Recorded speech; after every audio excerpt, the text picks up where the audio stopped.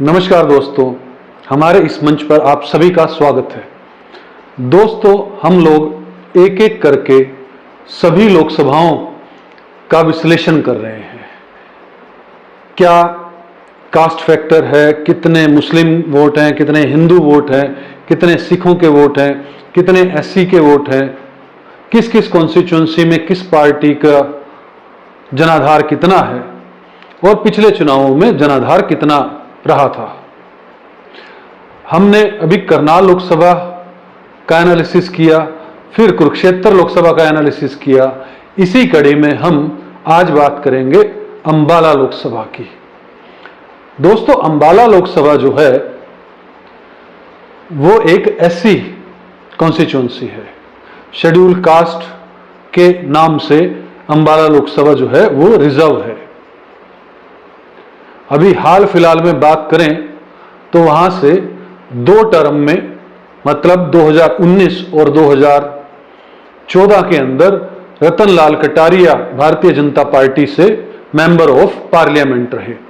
अगर 2009 की बात करें तो 2009 में कुमारी शैलजा, जो कि जनरल सेक्रेटरी हैं कांग्रेस की ऑल इंडिया लेवल पर, वो यहां से मेंबर ऑफ पार्लियामेंट रही। और अगर हम 2024 की बात करते हैं तो अभी जो मैदान के अंदर नेता डटे हुए हैं 2024 में, वो है बंतो कटारिया, जो कि पत्नी है रतन लाल कटारिया की। बीजेपी की तरफ से वो चुनाव मैदान में है। अगर हम कांग्रेस की बात करें तो वरुण मुलाना जो है वो यहां से कांग्रेस की तरफ से उम्मीदवार है। अगर हम जेजेपी की बात करें तो डॉक्टर किरण पुनिया जो है वो यहां से जेजेपी की उम्मीदवार है। अगर हम बीएसपी की बात करें तो पवन रंधावा जो है वो यहां से बीएसपी के उम्मीदवार हैं। और अगर हम बात करें इंडियन नेशनल लोकदल की तो गुरप्रीत सिंह जो है वो यहां से उम्मीदवार है। ये 2024 के अंदर अलग अलग पार्टियों से नेता जो हैं अपनी किस्मत को या कहें मेहनत को आजमा रहे हैं। अगर हम बात करें अंबाला कॉन्स्टिट्यूंसी के लिटरेसी रेट की तो यहां पर 71.13% लोग जो हैं वो पढ़े लिखे हैं।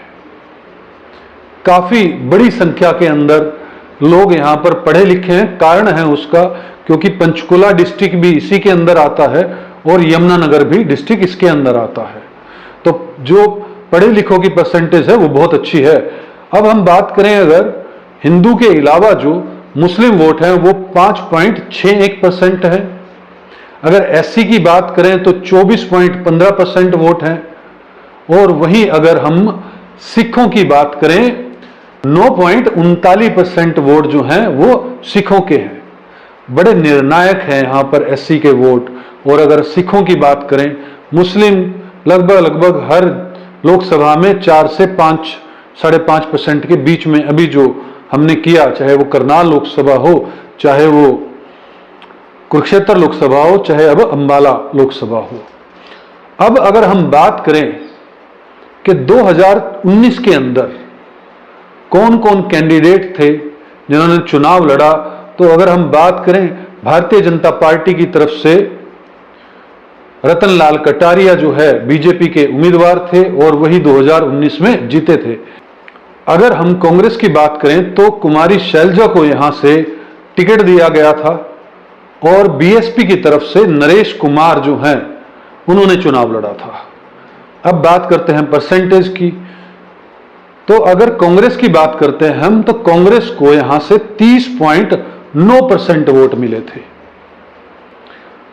और अगर हम वोटों की संख्या की बात करें तो 4,03,678 वोट जो हैं वो कांग्रेस को मिले थे। अगर हम बीजेपी की बात करें, रतन लाल कटारिया ने यहां से जो चुनाव लड़ा था उसके अंदर बीजेपी को 57% वोट जो है वो जनता ने दिए थे। और अगर हम संख्या की बात करें तो 7,44,438 वोट जो हैं वो बीजेपी को मिले थे। अगर हम बीएसपी की बात करें तो बीएसपी को 7.4% वोट जो हैं वो परसेंटेज के रूप में मिले और अगर हम वोट की संख्या की बात करें तो 96,205 वोट जो है वो बीएसपी को मिले। अब हम बात करते हैं 2014 के चुनाव की, जब मोदी जी की लहर थी, मोदी जी केंद्र के अंदर सत्ता में आए, बीजेपी ने एक नया इतिहास रचा। 2014 के अंदर कांग्रेस से राजकुमार वाल्मीकि को टिकट दी गई, भारतीय जनता पार्टी से रतनलाल कटारिया ने कॉन्टेस्ट किया। अगर हम आईएनएलडी की बात करें तो डॉक्टर कुसुम शेरवाल को जो है वो इनेलो ने टिकट दी। अगर हम वहीं बीएसपी की बात करें तो डॉक्टर कपूर सिंह को बीएसपी ने टिकट दी। और अगर हम आम आदमी पार्टी की बात करें तो सुरेंद्र पाल सिंह को टिकट मिली। अब हम परसेंटेज और टोटल वोट्स कितने मिले किस किस पार्टी को, ये जान लेते हैं। तो अगर हम कांग्रेस की बात करते हैं तो कांग्रेस को इस बार 2014 में 22.4% वोट मिले। और अगर संख्या में बात करें नंबर्स में तो 2,72,026 वोट जो हैं वो कांग्रेस को प्राप्त हुए। अगर हम बीजेपी की बात करें तो 50.5% जो हैं वोट बीजेपी को मिले। और अगर नंबर्स में बात करें तो 6,11,902 वोट मिले। अब बात करते हैं इनेलो की, तो 10.7% जो वोट हैं वो इनेलो को मिले। और अगर नंबर्स में बात करें तो 1,29,565 वोट जो हैं इनेलो को मिले। दोस्तों अगर वही बात करते हैं बीएसपी की, तो बीएसपी को 8.5% वोट जो हैं वो बीएसपी को मिले। और अगर नंबर्स में बात करें तो 1,02,619 वोट जो बीएसपी को अंबाला कॉन्स्टिट्यूएंसी में मिलते हैं। आम आदमी पार्टी को भी 5.2% वोट जो हैं वो मिलते हैं। और अगर हम नंबर्स में बात करें तो 63,208 वोट जो हैं वो आम आदमी पार्टी को मिलते हैं। तो ये 2014 के चुनाव की हमने डिटेल थोड़ी डिस्कस की। देखिए डिटेल डिस्कस करने से हमें समझने में आसानी होती है कि क्या परसेंटेज 2014 के अंदर किस पार्टी को वोट मिलते हैं, कितने वोट मिलते हैं। वहीं अब हम बात करते हैं 2019 के असेंबली इलेक्शन की। जैसा कि मैंने बताया आपको कि 6 महीने बाद 2019 में लोकसभा के बाद विधानसभा के चुनाव हरियाणा के अंदर होते हैं। तो वहीं पर 2019 असेंबली में कांग्रेस को जो है वो 29.8% वोट मिलते हैं। और अगर हम लोकसभा की बात करें 2019 की तो 30.9% वोट मिले थे। मतलब परसेंटेज जो है वो कांग्रेस की घट जाती है अंबाला कॉन्स्टिट्यूएंसीज में, जहां पर हमने देखने को मिला कि चाहे वो करनाल हो चाहे वो कुरुक्षेत्र हो, परसेंटेज बड़ी थी तो यहां घट जाती है। और अगर हम टोटल वोट की बात करें तो 3,88,591 वोट मिलते हैं। अगर हम बात करें बीजेपी की तो बीजेपी को 40% वोट जो हैं असेंबली के अंदर अंबाला कॉन्स्टिट्यूएंसी में मिलते हैं। और अगर हम टोटल वोट्स की बात करें तो 5,21,264 वोट जो हैं वो बीजेपी को मिलते हैं। यही बात करते हैं हम बीएसपी की, तो बीएसपी को 7.7% वोट जो हैं वो असेंबली चुनावों के अंदर मिलते हैं। और अगर हम बात करें नंबर्स की तो 99,970 वोट जो हैं बीएसपी को मिलते हैं।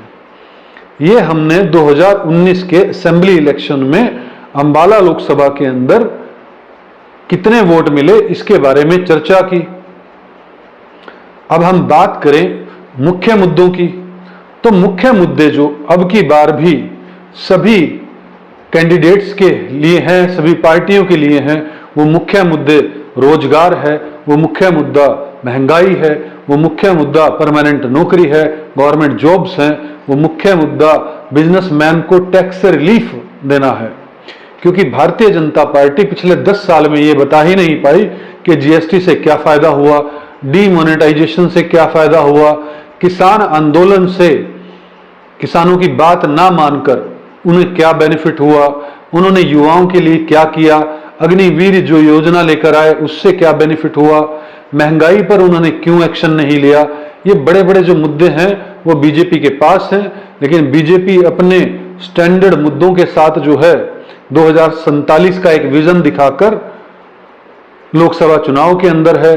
बीजेपी बार बार बोल रही है कि बिना खर्ची बिना पर्ची, समान विकास, इलेक्ट्रिफिकेशन के अंदर नए इतिहास रच दिए, रोड्स नए बना दिए। नेचुरली रोड बहुत अच्छे बनाए हैं, लेकिन उसका पूरा श्रेय जो जैसा कि मैं कहता हूं वो नितिन गडकरी जी को है। उन्होंने फंड खुद ऑर्गेनाइज किया, उन्होंने सरकार की कम से कम मदद ली। वहीं पर हरियाणा के अंदर भी जो अगर बीपीएल परिवारों की हालात हम देख लेंगे गांव के अंदर जाकर, तो वो बहुत दयनीय है।